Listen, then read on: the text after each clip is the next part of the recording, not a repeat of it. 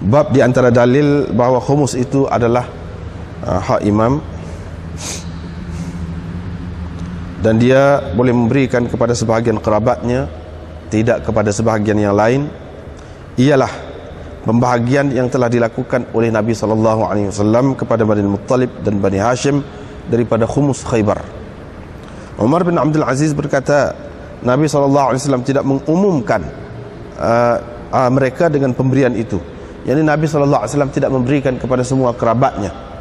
Walam yakhussu qariban duna man huwa ahwaj ilaih, dan dia tidak mengkhususkan mana-mana kerabat dengan mengenepikan orang yang lebih berhajat kepadanya. Dan orang yang diberikan oleh Nabi SAW itu ialah kerana keperluan yang diadukan kepadanya, dan kerana kesusahan yang dirasai mereka bersama-sama Nabi dalam menghadapi kaum mereka dan hulafa, sekutu kaum mereka. Dengan sanadnya Imam Bukhari meriwayatkan daripada Jubair bin Mut'im, katanya, saya berjalan dengan Uthman bin Affan pergi kepada Rasulullah. Saya berjalan dengan Uthman bin Affan menuju kepada Rasulullah sallallahu alaihi wasallam. Faqulna, kami berkata, wahai Rasulullah, engkau telah berikan kepada Bani Muttalib dan engkau tidak memberikan kepada kami, sedangkan kami dengan mereka itu sama saja kedudukannya dengan engkau. Rasulullah sallallahu alaihi wasallam bersabda, sebenarnya Bani Muttalib dan Bani Hashim itu adalah sama.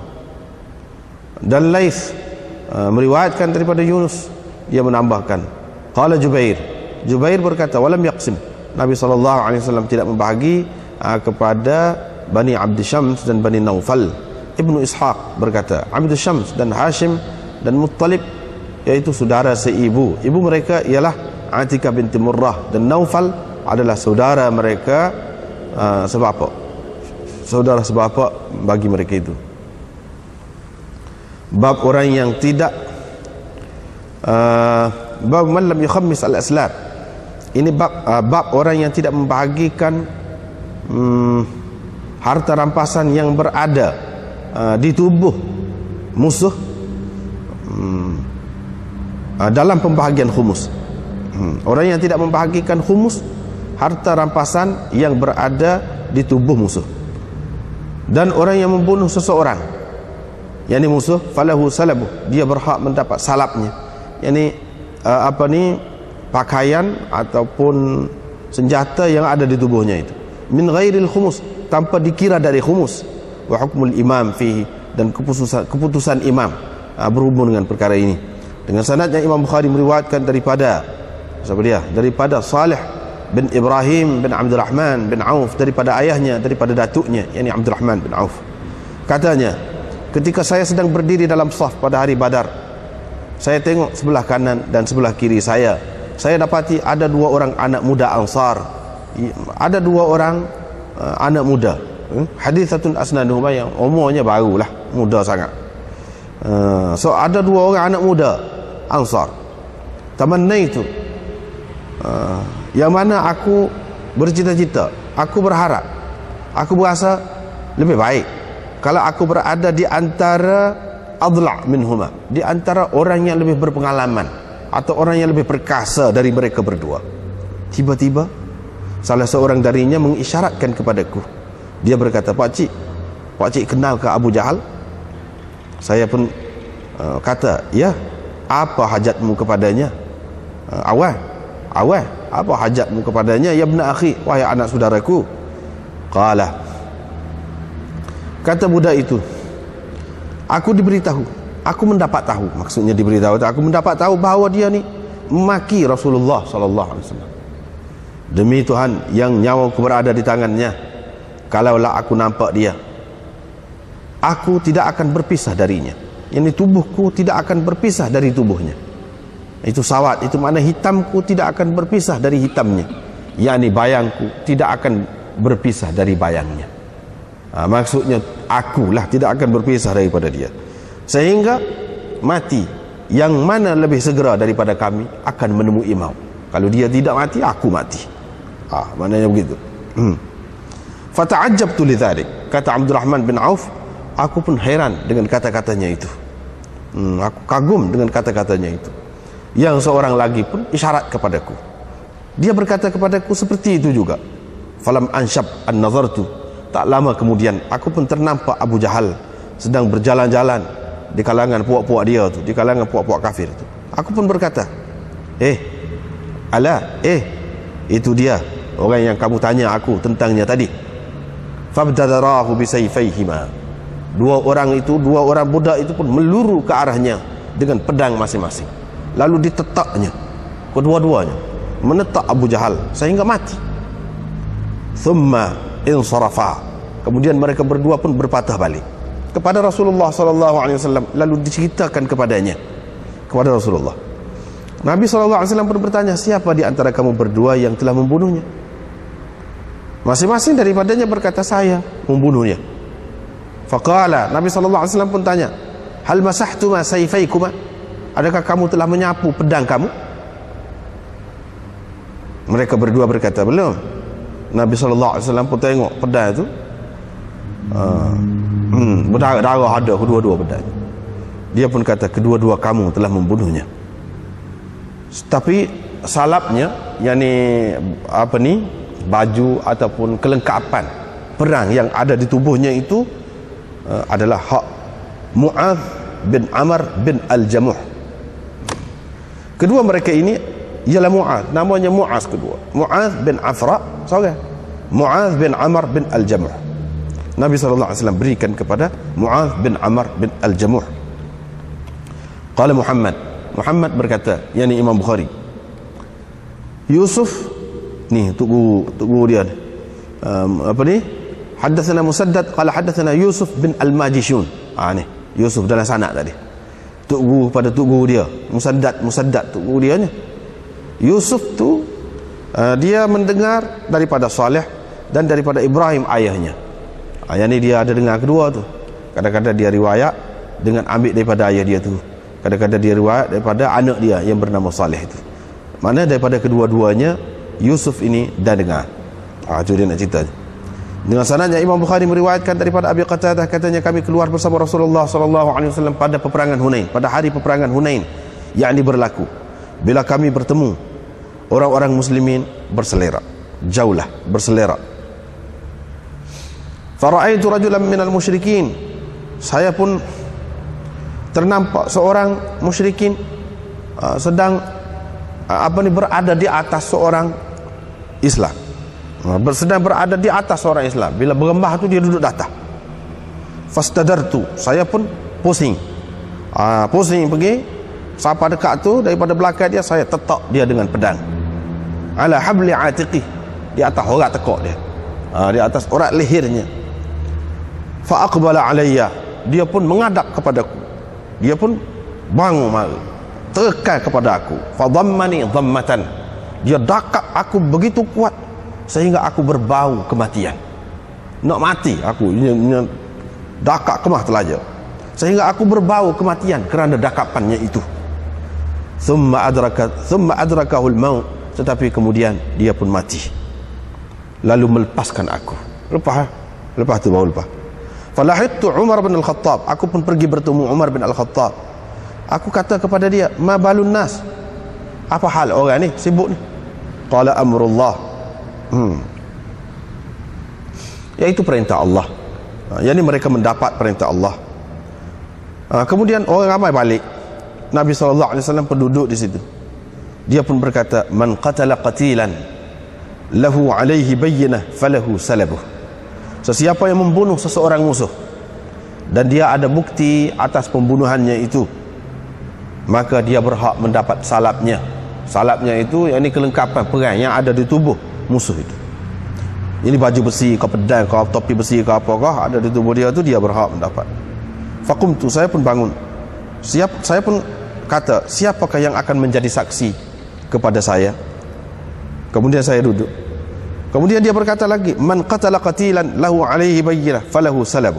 Sebab tak dia, siapa yang membunuh seseorang musuh, dia ada bukti kepada pembunuhannya itu, maka dia berhak mendapat salabnya. Saya bangun, saya berkata, siapakah yang akan menjadi saksi kepada saya? Kemudian saya duduk. Nabi SAW kata pula buat kali yang ketiga, saya bangun pula. Rasulullah SAW pun kata, apa hal engkau ni wahai Abu Qatadah? Saya pun ceritalah kisahnya kepada Nabi SAW. Maka bangunlah, maka berkatalah seorang lelaki yang ada di situ, wahai Rasulullah, dia benar. Kelengkapan perang yang ada pada musuh itu sekarang ini ada pada saya, kata dia. Tetapi pujuklah dia, pujuklah dia biar dia rela, dengan rela hati berikan kepada saya. Dia kata gitu. Faqala Abu Bakar As-Siddiq, Abu Bakar As-Siddiq pun kata, mana boleh, demi Allah tidak boleh jadi begitu. Kalau begitu Nabi akan tidak menuju, tidak akan mencari, tidak akan pergi kepada mana-mana singa Allah yang berperang membela Allah dan Rasulnya. Diberinya kepada engkau pula salapnya, mana boleh. Nabi SAW pun kata, memang benar Abu Bakar. Dia pun memberikannya, fa'atahu. Nabi SAW memberilah kepada Abu Qatadah tadi, tidak beri kepada orang tadi. Saya pun kata Abu Qatadah, juallah baju besi itu, baju besi. Fabta'tu makhrafan fi Bani Salimah. Saya pun beli satu kebun, boleh beli satu kebun dengan harga dia di kalangan Bani Salimah, mana tanah di kalangan Bani Salimah. Itulah sebenarnya harta yang mula-mula aku kumpulkan dalam Islam. Itulah harta yang mula-mula aku jadikan asas ataupun modal dalam Islam. Bab makanan Nabi SAW ini bab apa yang diberikan oleh Nabi SAW, apa yang selalu Nabi SAW berikan kepada golongan mu'allaf, orang-orang yang dijinakkan hati mereka, dan selain daripada mereka itu dari khumus. Apakah yang diberikan dari harta khumus oleh Nabi SAW kepada mu'allafah dan kepada selain mereka? Rawahu Abdullah bin Zaid. Perkara ini telah diriwayatkan oleh Abdullah bin Zaid daripada Nabi SAW. Dengan sanad yang Imam Bukhari meriwayatkan daripada Sa'id bin Musayyab dan Urwah bin Az-Zubair, bahawa Hakim bin Hizam berkata, saya telah meminta dengan Rasulullah SAW, dia memberikan kepada saya. Kemudian saya minta pula dengan dia, dia berikan kepada saya. Kemudian dia berkata, wahai Hakim, sesungguhnya harta ini hijau dan manis. Yani harta dunia ini hijau dan manis. Sesiapa yang mengambilnya bisakhawati nafs, dengan tidak tamak, dengan hati yang tenang, bisakhawati nafs, dengan kemurahan hatinya, yakni dengan hati yang tenang, akan diberkati untuknya pada harta itu. Dan sesiapa yang mengambilnya dengan menonjol-nonjolkan diri atau dengan perasaan tamak, tidak akan diberkati kepadanya pada harta itu, dan dia menjadi seperti orang yang makan tetapi tidak kenyang-kenyang. Tangan yang di atas lebih baik dari tangan yang di bawah. Hakim berkata, maka aku pun berkata, wahai Rasulullah, demi Tuhan yang telah mengutuskan engkau dengan sebenar, aku tidak akan meminta apa-apa lagi dengan sesiapa pun selepasmu, sehinggalah saya meninggal dunia. Abu Bakar semasa pemerintahannya memanggil Hakim untuk memberikan pemberian kepadanya, tetapi dia tidak mahu menerima apa-apa pun daripada Abu Bakar. Kemudian Umar memanggilnya untuk memberikan kepadanya, tetapi dia tidak mahu menerima daripadanya. Maka Umar pun berkata, wahai orang-orang Islam, saya telah kemukakan hak Hakim kepadanya yang Allah SWT bahagi untuk dia, yakni ada bahagian dia daripada harta fai ini, tetapi ia enggan menerimanya, ia enggan mengambilnya. Hakim tidak meminta apa-apa lagi dengan sesiapa pun selepas Nabi SAW, sehinggalah dia wafat. Dengan sanad yang Imam Bukhari meriwayatkan daripada Nafi' bahawa Umar bin Al-Khattab berkata, wahai Rasulullah, saya ada bernazar untuk beriktikaf pada satu hari pada masa jahiliyah. Maka Nabi SAW memerintahkan supaya disempurnakan nazarnya itu. Qala wa asaba Umar jariyatain. Perawi berkata, ini Nafi', yani Umar telah mendapat 2 orang hamba sahaya perempuan daripada tawanan Hunain. yakni tawanan Hunain, perang Hunain. Dia pun meletakkan mereka itu di salah sebuah rumah di Mekah. Qala, kata perawi, selepas itu Rasulullah sallallahu alaihi wasallam pun telah memberi pengampunan kepada tawanan Hunain itu. Mereka pun mula berlari-lari di lorong-lorong Madinah. Umar pun berkata, wahai Abdullah, tengok itu apa hal ni, sibuk sangat bunyi. Dia pun berkata, Rasulullah sallallahu alaihi wasallam telah pun memberi kemaafan, keampunan kepada tawanan perang. Qala, kata Umar, idhab, pergilah, lepaskan dua orang hamba perempuan aku itu, lepaskan. Nafi' berkata, Rasulullah sallallahu alaihi wasallam tidak pernah melakukan umrah dari Ji'ranah. Sekiranya Rasulullah sallallahu alaihi wasallam telah melakukan umrah, tentu tidak tersembunyi, tentu lah Abdullah tahu. Yang tidak tersembunyi kepada Abdullah, yang tentulah Abdullah tahulah. Jarir bin Hazim menambahkan daripada Ayyub, daripada Nafi', daripada Ibn Umar, katanya minal khumus, yakni dari harta khumus, yakni dia dapat itu diberikan daripada harta khumus. Qala wa rawahu Ma'mar an Ayyub an Nafi'. Daripada Ibn Umar tentang nazar itu ada sebut juga tentang nazar, tetapi dia tidak kata satu hari. Satu hari itu tak ada. Menazar satu hari, tak ada, cuma menazar saja. Dengan sanadnya Imam Bukhari meriwayatkan daripada Amr bin Taghlib, katanya Rasulullah sallallahu alaihi wasallam telah memberikan kepada satu kumpulan orang dan tidak memberikan kepada kumpulan yang lain. Semacam mereka itu atabu alaih, apa dia kata, mengomel lah, duduk bobel lah, bobel kalau kita kata Kelantan. Semacam mereka itu mengomel Rasulullah sallallahu alaihi wasallam. Yang ni katalah sesuatu, duduk bobel lah kepada Nabi sallallahu alaihi wasallam. Nabi sallallahu alaihi wasallam pun berkata, sesungguhnya aku memberikan kepada orang-orang, kepada golongan yang aku bimbang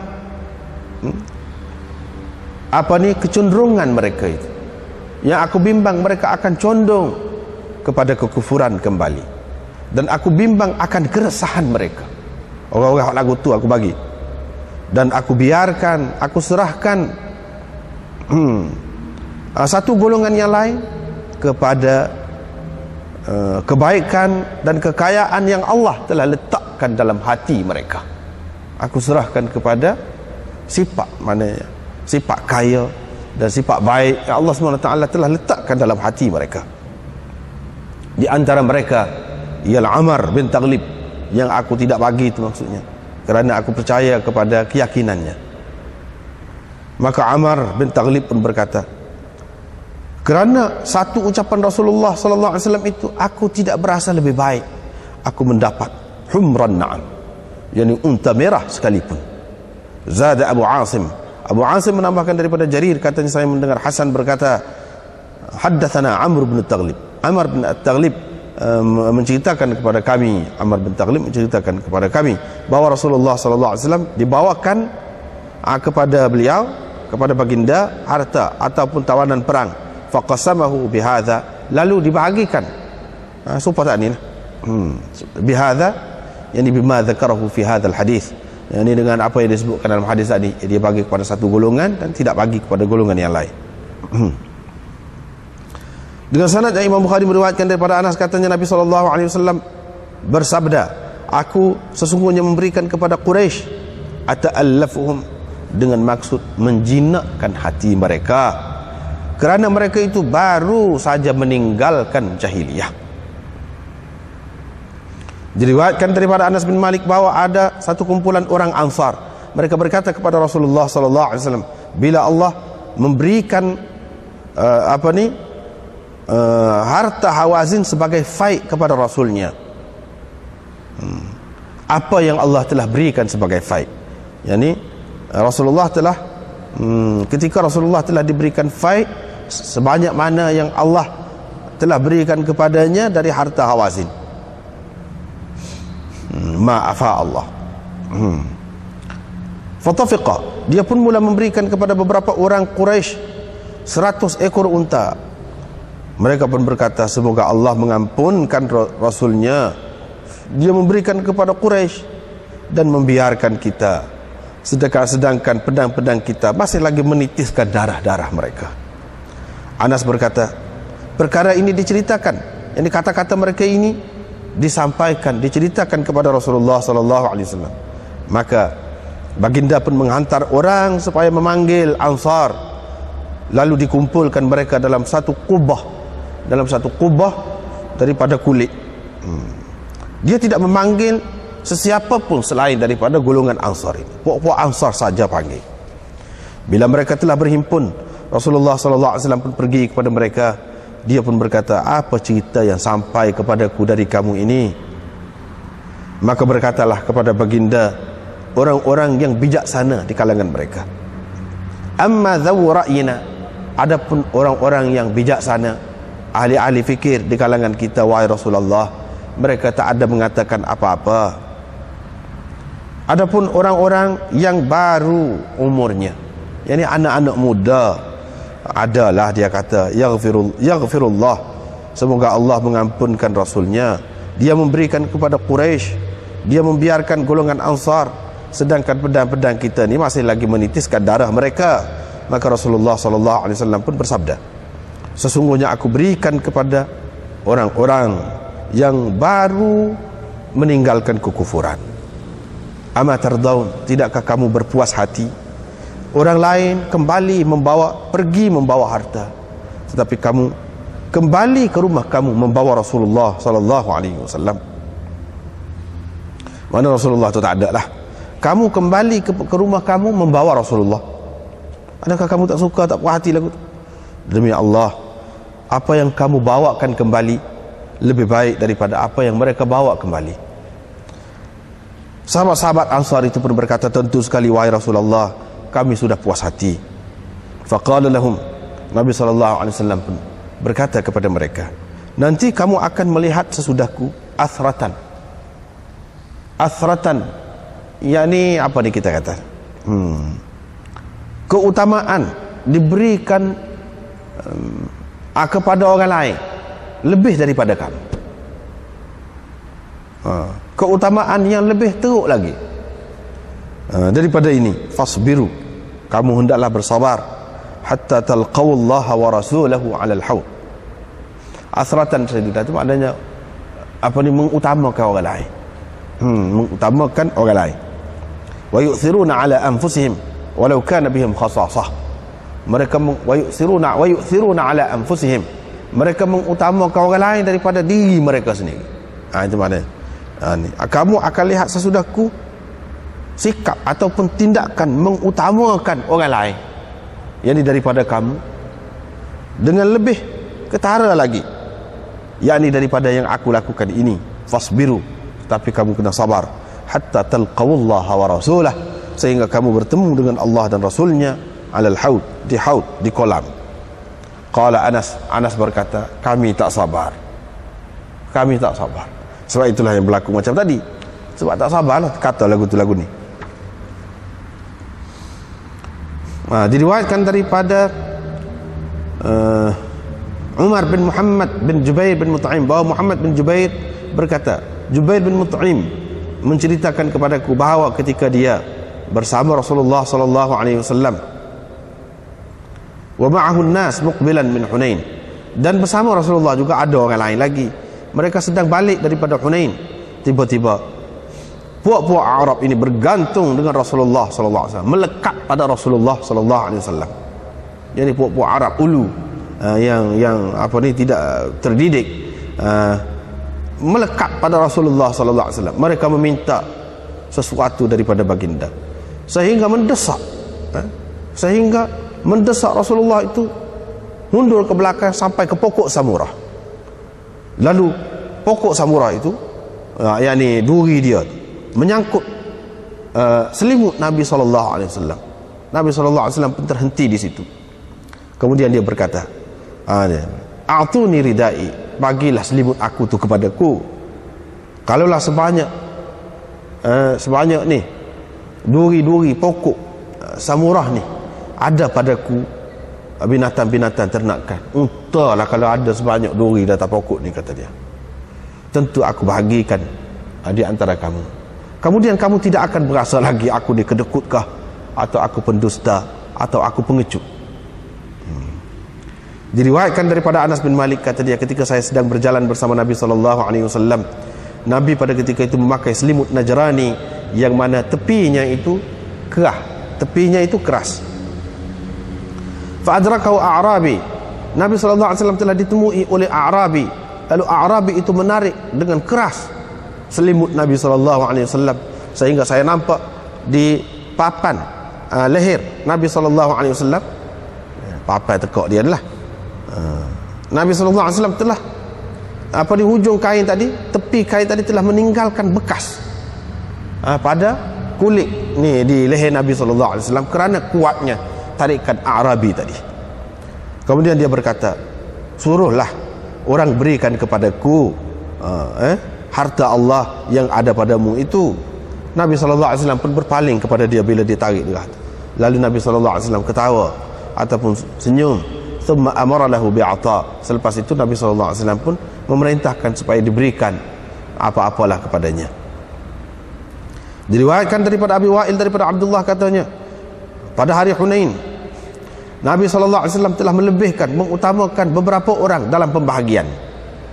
Diberinya kepada Aqra' bin Habis 100 ekor unta, dan kepada Uyainah seperti itu juga, dan diberinya kepada beberapa orang pembesar Arab, bangsawan Arab juga. Wa atharahum yawma id fil qismah.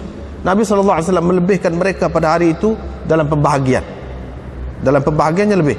Qala rajulun, seorang lelaki berkata, demi Allah, ini sebenarnya pembahagian yang tidak dimaksudkan keadilan,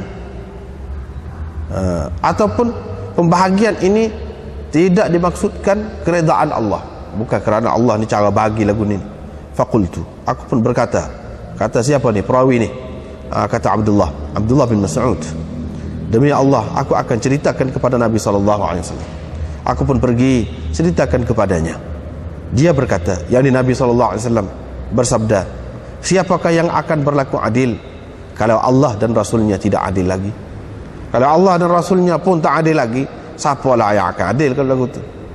Semoga Allah merahmati Musa, semoga Allah memberikan rahmat kepada Musa. Dia telah diganggu dengan gangguan yang lebih lagi daripada ini, tetapi dia telah bersabar. Dengan sanadnya Imam Bukhari meriwayatkan daripada Asma binti Abi Bakar, katanya, saya memunggah nawa,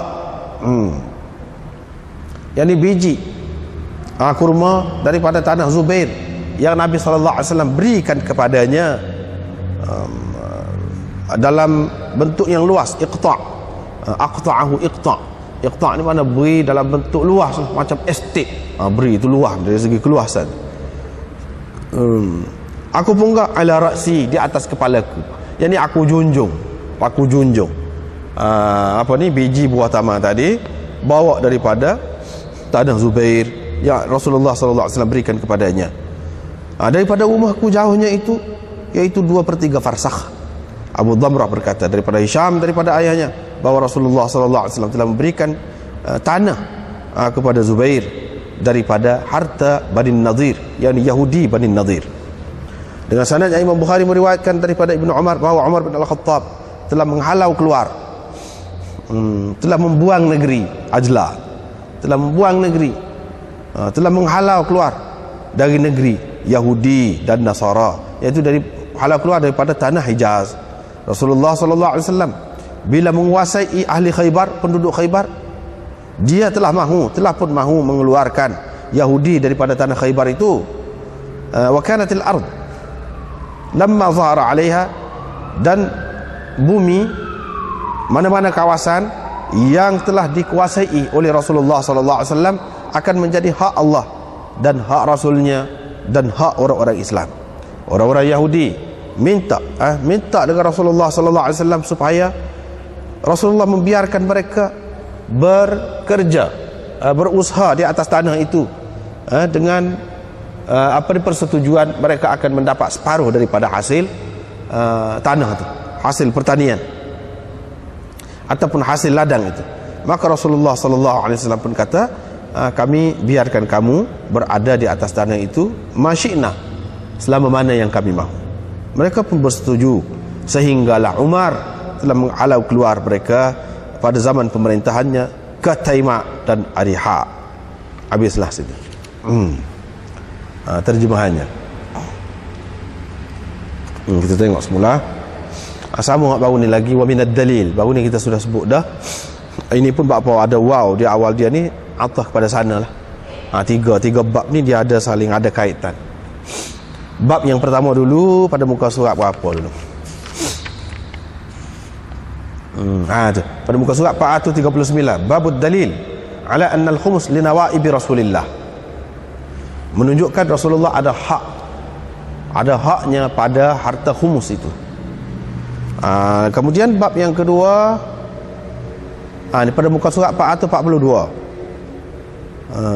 Pada muka surat sebelah ni, yang sebelah daripada kita baca sekarang ni, iaitu minad dalil ala anna al-khumus li nawaibil muslimin.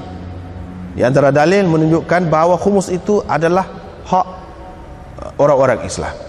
Hak orang-orang Islam. Sini pula di antara dalil yang menunjukkan khumus itu adalah hak imam, yakni pemerintah. Apa ni kita sudah bincang dah baru ni, apa sebab tiga bab ni berbeza, sudah bincang dah, tak perlu diulangi lagi.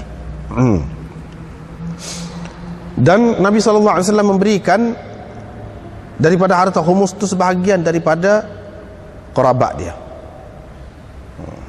Sebab dalam Quran pun kata begitu, wa'lamu annama ghanimtum min syai' fa anna lillahi khumusahu walir rasul walidhil qurba itu maknanya kerabat ni lah. 1/5 daripadanya fa anna lillahi khumusahu walir rasul walidhil qurba. Tetapi ada dia bagi ni kepada kerabat ni tidak semua. Secukupnya lah hak mana yang dia fikir lebih perlu dibagi pada masa itu. Tidak kata bagi kepada semua. Kalau siapa tidak berasa suatu kelebihan keistimewaan, apa maknanya? Iaitu Nabi SAW bagi kepada Bani Muttalib dan Bani Hashim daripada khumus Khaybar itu dia bagi. Umar bin Abdul Aziz berkata Nabi SAW tidak mengumumkan pembahagian itu. Dia tidak umumkan, dia tidak kata semua kerabat dia tu dia bagi belaka. Tidak bagi juga.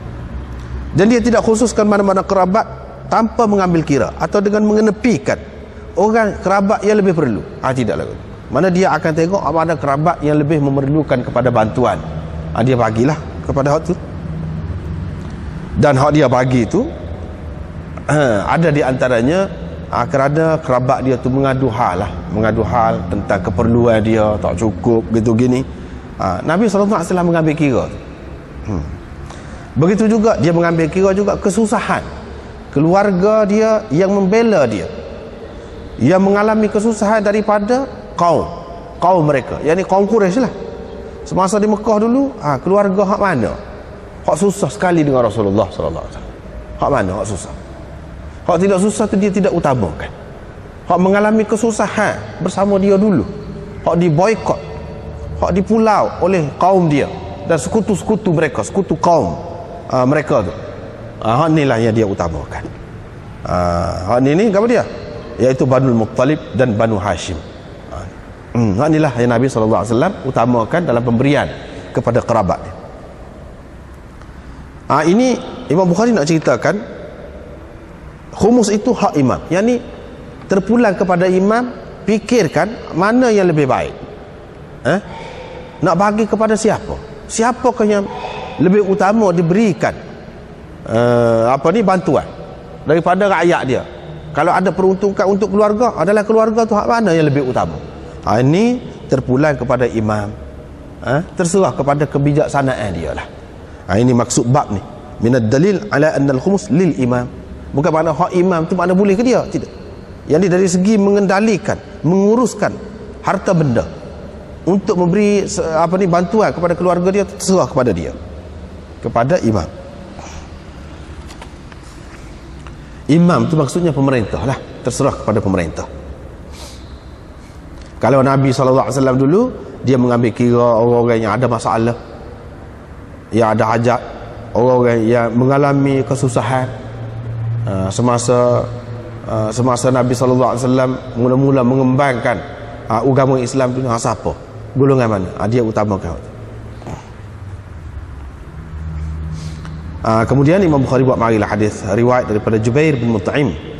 Kata dia, saya bersama dengan Uthman bin Affan pergi kepada Rasulullah sallallahu alaihi wasallam. Kami pun kata, wahai Rasulullah, engkau telah berikan kepada Bani Muttalib dan engkau membiarkan kami. Mana tidak bagi kepada kami, padahal kami dengan mereka itu sama juga, mana dari segi keturunan dengan engkau.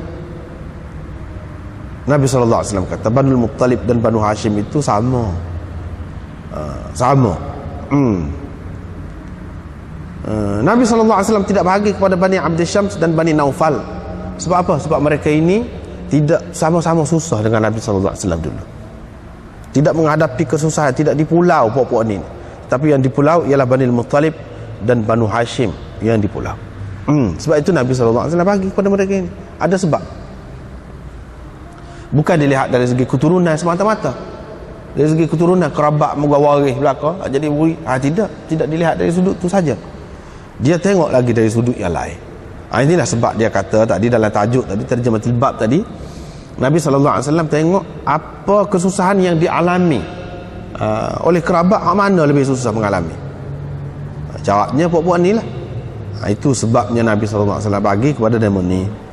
Ibnu Ishaq berkata, Abdul Syams dan Hashim dan Muttalib itu saudara seibu, adik-beradik seibu. Mak mereka ialah Atikah binti Murrah. Naufal adalah saudara mereka sebapak. Saudara mereka sebapak. Ini tak ada apalah. Ini dari segi nak cerita dari segi keturunan dia tu. Ini adik-beradik seibu, ini adik-beradik sebapak, keturunan Nabi SAW. Itu ya nak ceritanya.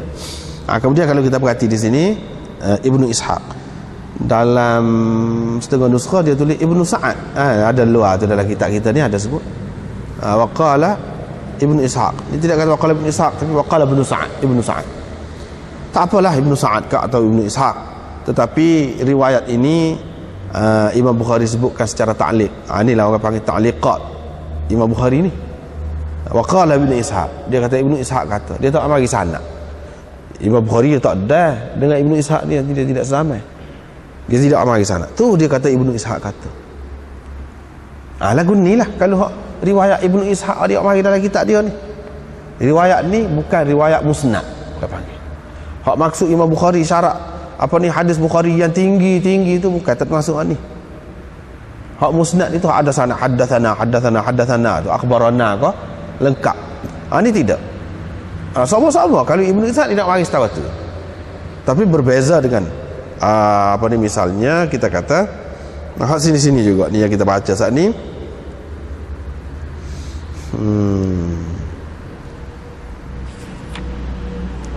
Mana tadi?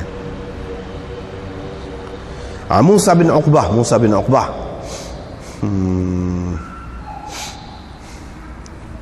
Mana yang kita jumpa dah sini?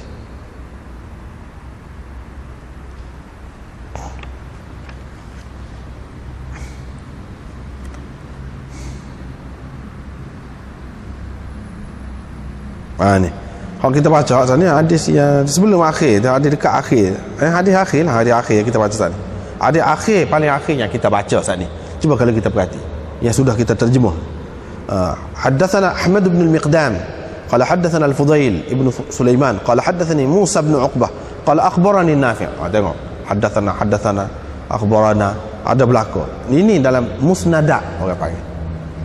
Musa bin Uqbah adalah perawi dalam musnadat Imam Bukhari, musnadat Sahih Bukhari. Adapun Ibnu Ishaq tak ada, dia waqala gitu saja. Itu beza orang-orang yang tidak faham, tidak perhatikan cara Imam Bukhari kemukakan itu, dia keliru. Dia kata Ibnu Ishaq ni kedudukannya tinggi sebab Imam Bukhari pun ambil daripada dia. Tidak mana lagu tu, dia tak faham cara tu. Kalau Musa bin Uqbah selalu kita jumpa dengan sanad yang lengkap lagu tu dalam musnad dia. Tu tinggi kedudukan orang kata. Tetapi kalau dia mari dalam ta'liqat ini belum tentu lagi. Bahkan banyak daripadanya itu adalah dhaif pun. Dhaif.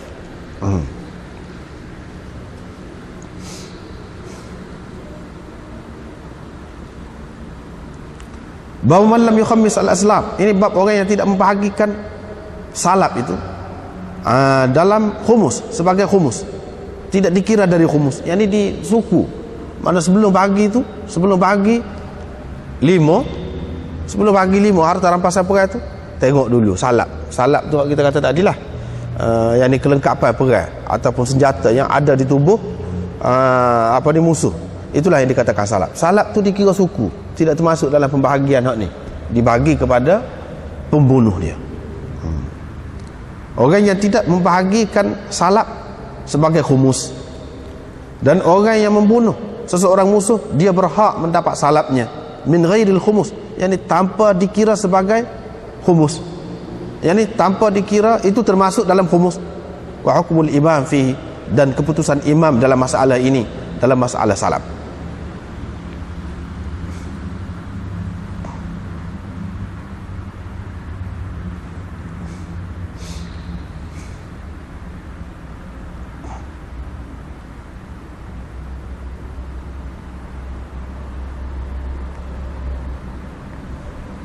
Dalam masalah salap ni dia ada khilaf juga. Tapi Imam Bukhari mengatakan ini terserah kepada imam. Terserah kepada imam. Hukmul imam fi. Kalau kita tengok keputusan Nabi SAW sebagai imam, dia berikan kepada pembunuh dia. Boleh jadi imam pada ketika lain tidak nak berikan kepada pembunuh. Nak dikira semuanya itu termasuk dalam harta rampasan, boleh jadi juga. Adakah dikira dia melanggar perintah Nabi SAW ini? Belum tentu lagi, kita tak boleh kata begitu. Tetapi kalau secara zahirnya lebih dekat, kita kata dia mengikut Nabi SAW apabila dia bagi supaya cara Nabi SAW tu. Walau bagaimanapun perkara ni perkara khilaf. Sebab itu Imam Bukhari buat tajuk. Cuba kita tengok dalam ni hasyiah kita ni, malam yukhamis nombor 4. Al-aslab salab ma yujadu ma'al muharib min malbus wa ghairihi 'inda al-jumhur. Di sisi jumhur ulamanya salap tu kepada dia, iaitu apa yang ada bersama musuh lah yang berperang tu, berupa pakaian dan selainnya. Ini mengikut jumhur ulama. Wa an Ahmad, mengikut Imam Ahmadnya, tidak termasuk kenderaan dia. Tidak termasuk dalam salap ini kenderaan dia. Kenderaan tidak termasuk dalam salap. Ada tubuh dia tu tak apalah, kenderaan tak termasuk. Wa an Syafi'i yakhtassu bi adatil harb. Mengikut Imam Syafi'i pula, salap ni yang termasuk dalam hak Nabi sallallahu alaihi wasallam bagi kepada pembunuh ni, iaitu sesuatu yang merupakan adat ataupun alat perang. Alat perang, hak tu saja salap. Hak tidak termasuk dalam alat perang, tak dikira salap.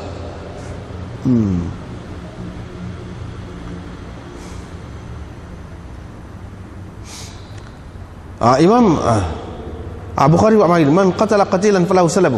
Ini sebahagian daripada hadis Abi Qatadah yang kemudian akan disebutkan, dan Imam Bukhari pun sebut sekat ni ya, daripada hadis Anas. Adapun min ghairil khumus, ini tafaqquh Imam Bukhari. Seseolahnya Imam Bukhari mahu mengisyaratkan dengan terjemah ini kepada khilaf dalam masalah ni. Khilaf dalam masalah ni, min ghairil khumus, dalam masalah adakah dia ni termasuk dalam khumus salap itu ataupun tidak dikira sekali dengan khumus itu. Imam Bukhari nak isyarat kepada khilaf tu. Mengikut mazhab jumhurnya, iaitu qatil, yakni pembunuh, dia berhak mendapat salap itu. Sama ada amirul jaish, panglima perang dia, ketua dia, kata sebelum pada tu sesiapa yang membunuh musuh dia berhak mendapat salap dia, atau dia tidak kata. Ini mengikut jumhur ulama, memang dia berhak mendapat itu. Pasal apa? Hak Nabi SAW kata tu lebih kuat. Pengaruh dia tu lebih kuat lagi. Sama ada dia kata atau tidak kata. Inilah mengikut zahir hadis Abi Qatadah, iaitu hadis yang kedua daripada hadis al-bab ni. Mereka mengatakan ini adalah fatwa daripada Nabi SAW, dan ini merupakan cerita hukum syarak oleh Nabi SAW. Tetapi golongan Malikiyah dan Hanafiyah mengatakan tidak, pembunuh tidak berhak mendapat salap itu secara mutlak, tidak. Kecuali kalau imam mensyaratkannya.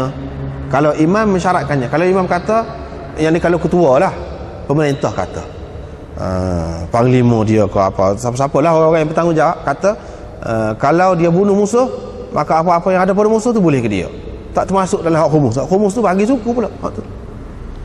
Ini kalau imam tu kata, kalau imam tak kata, tak termasuk. Semuanya akan dibahagi sebagai harta rampasan perang yang ni ghanimah. Ini mengikut Malikiyah dan Hanafiyah. Dan Imam Malik ada dinukilkan daripada Imam Malik, dia berpendapat imam diberi pilihan sama ada nak berikan kepada pembunuh salab ataupun tidak memberikan. Terserah kepada imam. Dan Imam Bukhari dalam masalah ini serupa dengan Imam Malik, yakni keputusan imam dalam perkara ini yakni diambil kira. Keputusan dalam perkara ini adalah mu'tabar, yakni diambil kira, serupa dengan Imam Malik. Serah kepada imam lah. Bukan semua perlu buat lagu tu. Nabi SAW kata tu atas dasar siasah, atas dasar siasah, bukan hukum syarak yang tetap dan mesti dituruti. Tidak. Nah, ini pendapat Imam Malik dan Imam Bukhari. Ikhtarahu Ismail Al-Qadhi.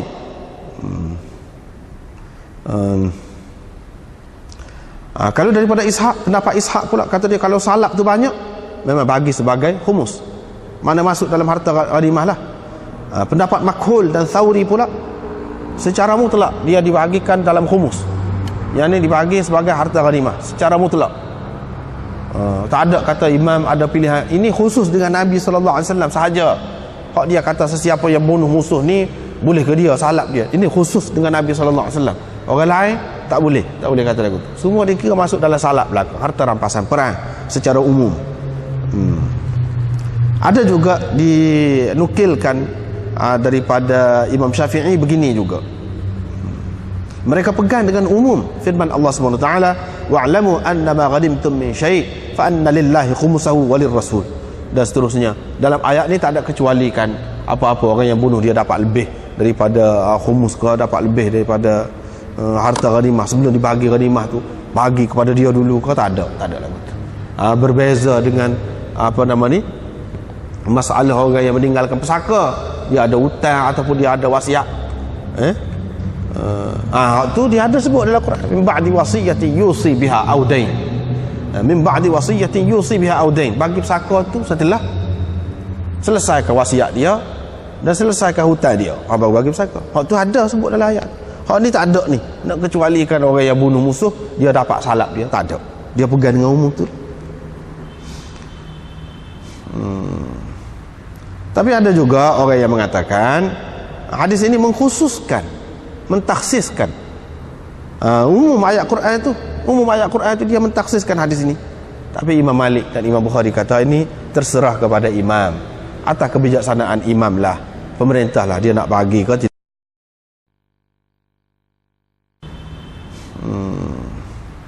Tapi ada juga orang yang mengatakan hadis ini mengkhususkan, mentaksiskan umum ayat Quran itu dia mentaksiskan hadis ini.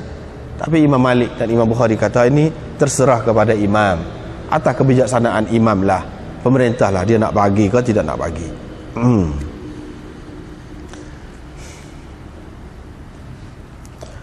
Ni masalahnya kalau perang. Kalau menang. Kalau tak perang tak ada lah benda ni. Lepas tu kalau tidak jalan pun hak ni hukum ni, kalau tak jalan menang pun tak boleh juga, tak jadi juga. Sebab hukum pesaka lah, kalau tidak jalan hukum pesaka tu, boleh pesaka pun tidak dibahagi pesaka tu cara Islam juga katakanlah. Ni pun lagu tu. Ni kalau perang itu pun kalau menang. Kalau menang barulah ada harta ghanimah ni. Kalau tak ada tak timbul apa. Cuma belajar ni pengetahuan, maklumat, pengetahuan. Dan kalau kita Islam itu pemerintah dan dia betul-betul berdaulat betul, memang macam ni. Hak ni berjalan semula, Tidak berjalan ni sebab dia tak kemah. Lepas tu tak ada perang pun. Kalau perang pun tak timbul macam ni lah. Tidak dapat kemenangan. Perang tu perang dengan siapa, perang lagu mana, banyak perkara lah pula ni. Antara bab jihad ni lah sudah kita bincang dah dulu. Perang tu perang yang diiktiraf sebagai mati syahid ke apa tu, perang lagu mana, sudah jelas dah. Ini cerita Abdul Rahman bin Auf ni. Dia cerita ketika perang Badar, dia paling kanan paling kiri tengok anak muda belia, tak sedap ni. Dia berasa tak sedap ni.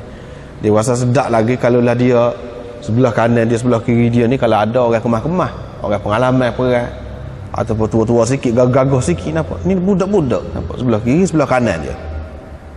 Tahu-tahu budak tu pun tanya dia, kenal ke Pak Cik Abu Jahal? Seperti kita baca tadi. Ni sahabat ni dia tak boleh kalau orang maki Rasulullah sallallahu alaihi wasallam, dia tu semangat keugamaan dia tu, hamiyah orang panggil, hamiyah, iaitu semangat Islam dia tu terima selalu. Dia jadi nak marah. Inilah maknanya jiwa orang Islam. Jiwa orang Islam kalau selagi dia ada hak ni, dia adalah jiwa tu.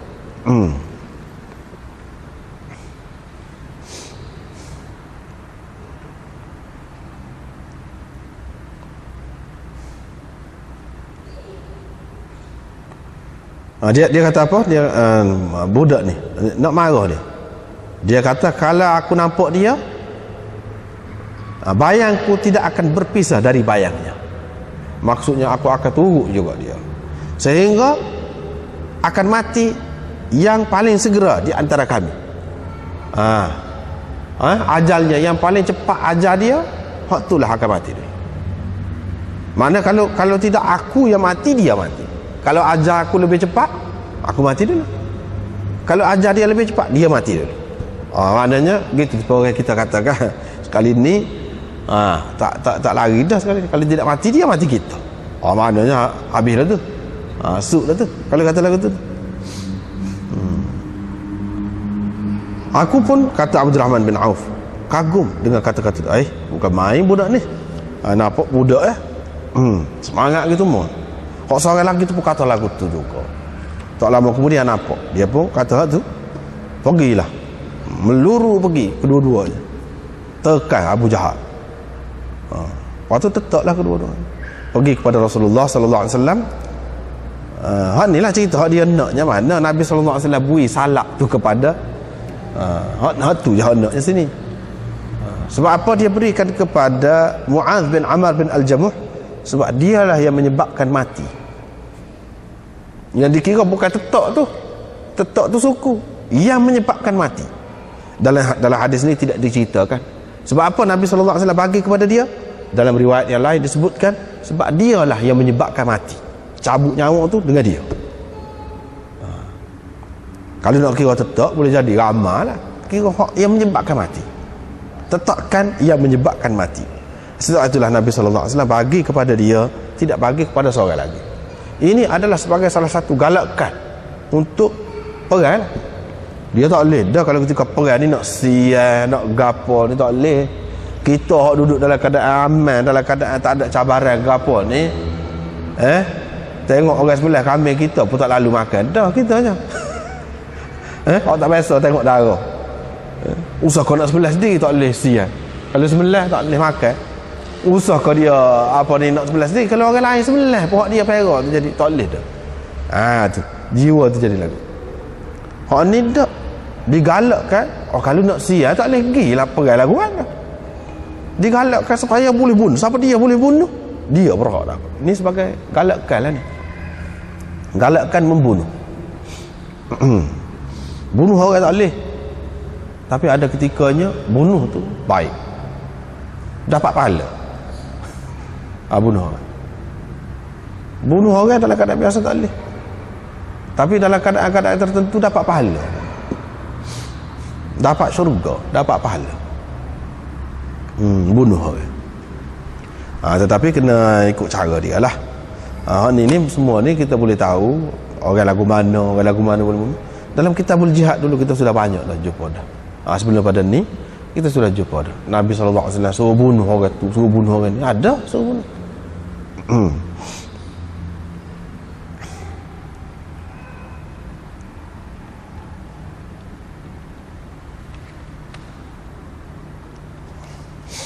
Begitulah dalam dunia ni, pelik zahirnya nampak serupa tetapi hakikat dia tidak sama.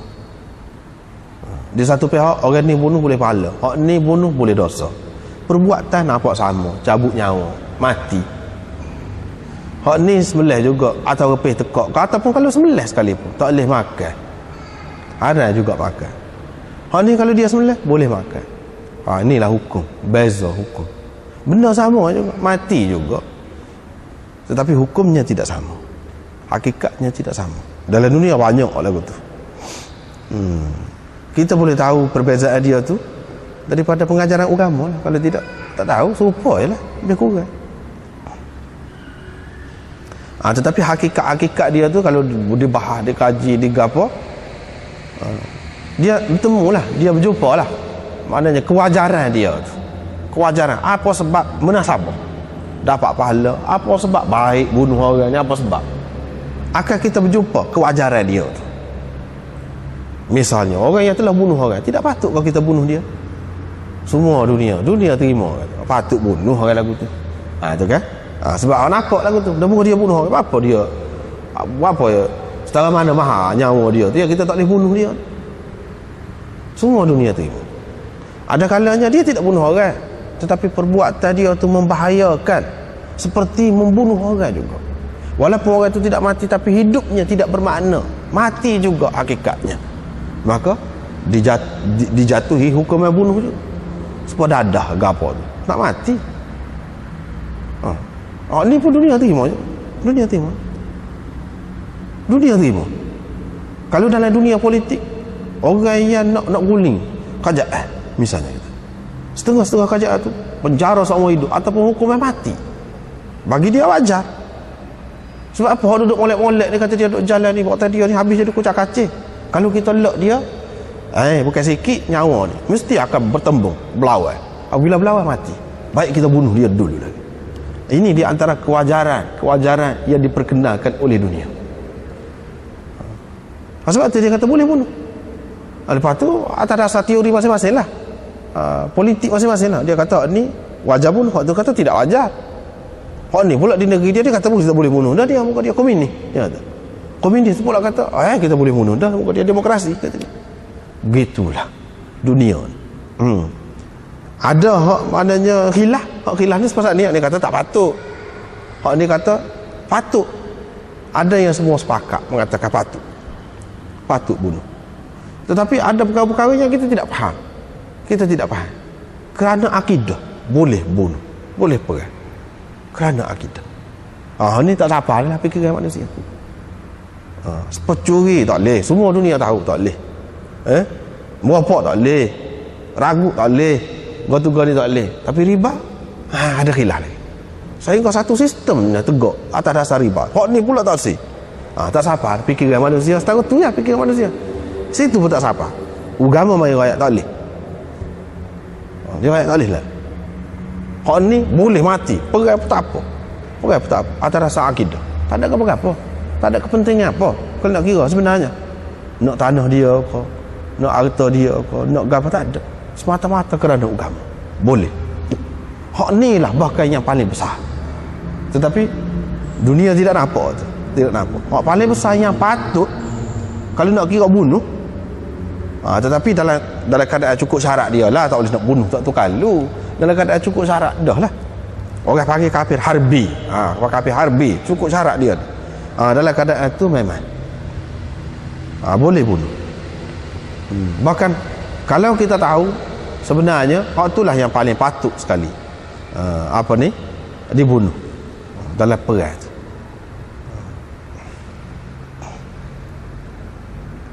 Berbanding dengan hak lain-lain, bunuh kerana politik ke, kerana dadah ke, kerana bunuh orang ke, kerana kepentingan dunia lah. Hak ni akidah ni lebih besar. Pasal apa? Situ kita tak nampak tu. Hak tak nampak tu lah perlu kepada agama tu. Tak nampak tu perlu kepada agama. Banyak perkara lah. Kalau nak bincang panjang lah pula situ. Kemudian Abu Qatadah pula ni. Pergi ni ada seorang Abu Qatadah dia sendirilah.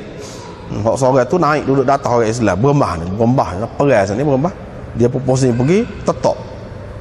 Tetok tu bila tetok tu bekah bangun dakap. Orang nak mati ni dia kuat. Kuat dia pegah habis ring. Dakak tu siapa kata dia, saya berasa saya bau kematian. Mana nak mati dia. Nak lucu napah dia.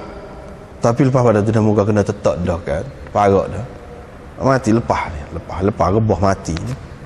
Tak lagi. Begitulah. Ini sahabat-sahabat ni kalau nak kira, orang yang paling halus jiwa dia, paling seni, paling simpati, paling mikir kepada manusia dia. Tapi mereka inilah juga kita dapati di medan perang lagu ni. Bunuh orang. Sahabat-sahabat jarang orang tak bunuh orang. Ada orang bunuh. Tapi mereka inilah orang duduk tengah malam jerit mikirkan orang. Tidak bercanggah. Dalam kehidupan ni tidak bercanggah.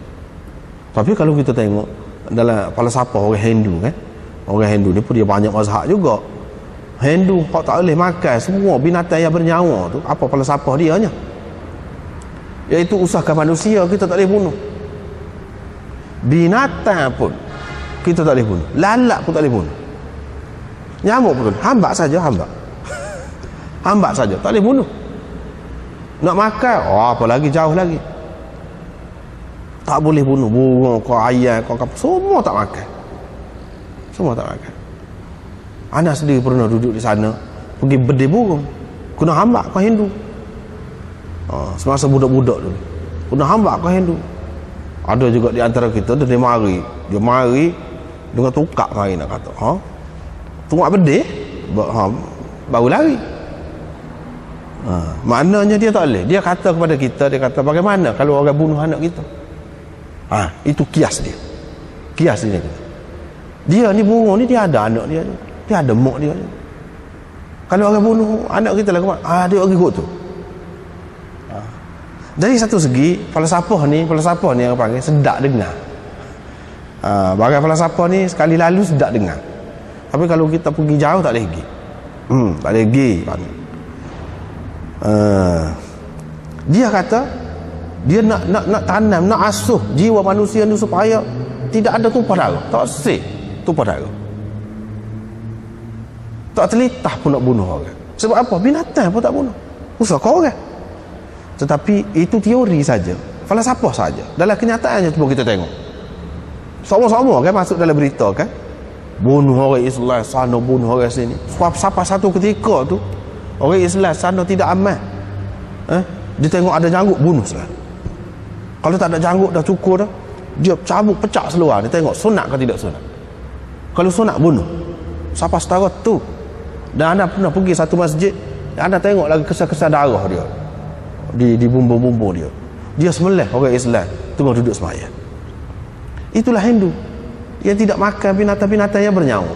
Maknanya tak ada, kecek saja ya tu. Hak sebenarnya manusia ni kerana akidah kadang-kadang dia boleh jadi gitu. Tak ada dah kata tak boleh bunuh, tak boleh apa, tak ada. Patutkan dia tak perang. Siapa satu mereka lah katakanlah, kalau orang pergi nak ke apa negeri dia, askar ada buat apa dia. Dah kalau tak boleh bunuh orang, dia mesti siapa satu mereka boleh bunuh apabila orang menceroboh kita. Cuma pencerobohan tu dalam bentuk masing-masing. Yalah kita tidak nak bincang panjang hak tu. Tidak nak bincang panjang. Burung dia ada pencerobohan cara dia. Kalau kita lok burung banyak sangat, tanaman tak ada satu pun boleh tinggal. Habis makan ke dia dulu lah padi tu. Warna-warna kita. Kita nak makan dia tak boleh. Kita hambak dia pun dia tak takut. Dah dia tahu dah kita tak bunuh dia. Dia jadi cerdik juga binatang. Dia jadi cerdik. Itu menyusahkan kita. Sedangkan Tuhan jadikan dunia ni untuk manusia, bukan untuk binatang. Orang lain-lain ni untuk kepentingan dia. Tak boleh lari pencerobohan. Allah SWT bagi kebenaran kita bunuh kita ni ada tu rahsia di sebalik. Kewajaran dia tu ada. Kalau tidak kita tak boleh nak apa lah. Orang mari nak serang negara kita, kita nak duduk saja, tak boleh bunuh dia nak bunuh kita. Alah betul lah kapal harbi apa tak boleh bunuh dia. Tak ada dalam dunia. Tak usah katalah Hindu yang pakai teori tak boleh bunuh binatang pun. Atas dasar dia kata supaya tak timbul, tak terlitar dalam hati kita nak bunuh manusia. Bunuh alik-alik tak perang lagi pembunuh dah. Tidak perang, tak ada siapa perang saja pergi bunuh. Di mana ada kebenaran dakwaan dia? Tak ada. Mengarut saja. Sebenarnya bunuh-membunuh ni terutama kerana akidah ni selalu berlaku dalam dunia. Selalu berlaku. Tapi kita dalam Islam beza. Kita tak boleh bunuh kerana semata-mata orang tu kafir. Tak boleh. Kafir ni banyak bahagi pula bagi kita. Kafir yang dahagakan darah kita, baru kita boleh bunuh. Mana kalau kita tak bunuh dia, dia bunuh kita. Lagu tu hak boleh bunuh, bukan boleh bunuh semua kafir. Tak boleh lagu tu. Ni kita akan dapati dalam bab akan datang. Nabi SAW membela orang-orang kafir. Bela orang kafir. Siapa bunuh orang kafir, siapa rapah harta orang kafir, aku yang akan membelanya di hadapan Allah SWT nanti. Kafir mana? Bukan kafir harbi. Kalau kafir harbi ni memang dia suruh bunuh, dia bagi galakkan. Kafir lain. Kafir lain. Kita satu agama yang ada akidah, boleh bunuh kerana akidah, tetapi pilih-pilih, tidak supaya orang lain yang tak ada pilih. Itu beza agama Islam. Ada juga bunuh kerana akidah, tetapi ada syarat-syarat dia, bukan tanpa syarat.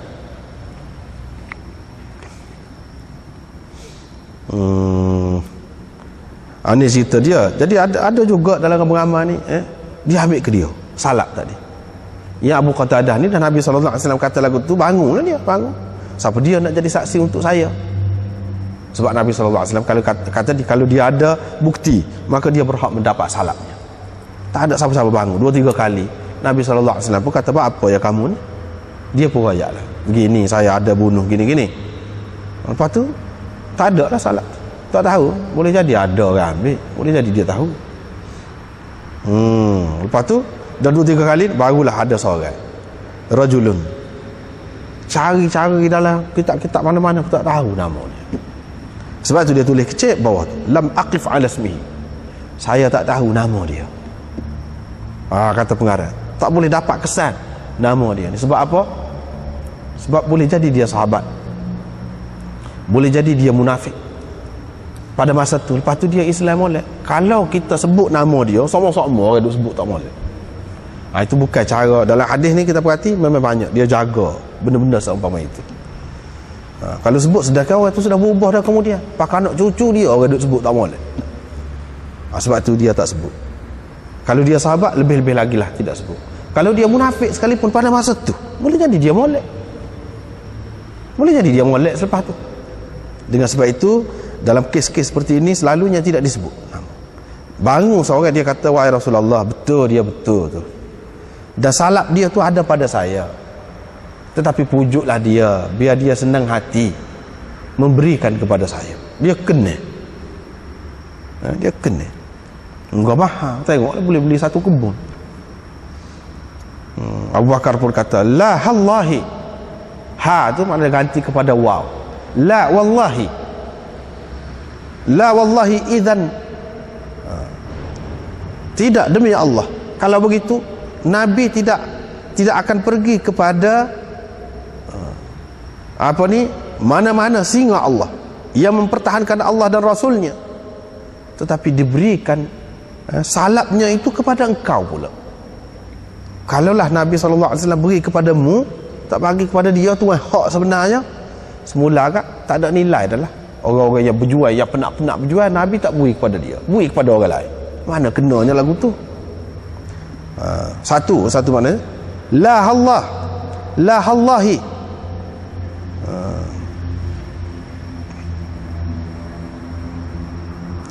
La Allahi dha, bukan idza. Ada dalam setengah-setengah nuskhanya la Allahi dha.